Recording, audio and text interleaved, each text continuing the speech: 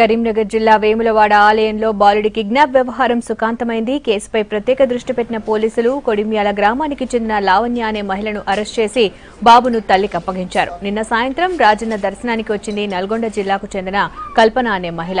తన పిల్లలు పేరెంట్స్ తో కలిసి రాత్రి స్వామివారి దర్శనం తర్వాత ఆలయ ఆవరణలో నిద్రపోయింది. ఉదయం లేచి చూసేసరికి బాలుడు కనిపించకపోవడంతో పోలీసులను ఆశ్రయించింది. దీంతో కేసు ఫైల్ చేసిన పోలీసులు ఆలయంలోని సీసీ ఫుటేజ్ ఆధారంగా నిందితులను పట్టుకుని బాలుడిని తల్లి ఒడికి చేర్చారు.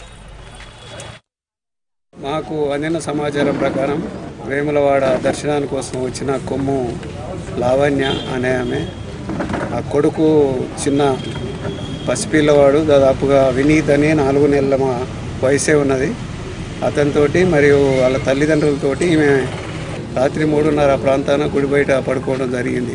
ఒక ఆమె ఇలా పాపను తీసుకొని పోయిందని పొద్దున మాకు వచ్చి కంప్లైంట్ ఇవ్వడం జరిగింది. ఆ కంప్లైంట్ మీద దాన్ని సెర్చింగ్ కోసం మరియు ఇన్వెస్టిగేషన్ కోసం ఒక టీమును పంపించడం జరిగింది.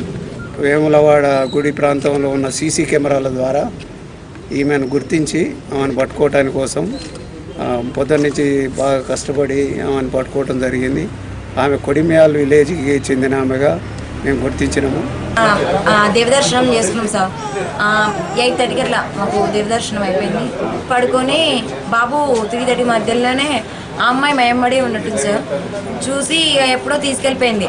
మా అమ్మ నాటు కోనేరుకి వెళ్ళంగానే స్నానంకి వెళ్ళగానే మీ బాబుని తీసుకొని వెళ్ళిపోయింది. వచ్చి నేను కంప్లైంట్ ఇచ్చేస్తాను ఇక్కడ పోలీస్ వాళ్ళకి.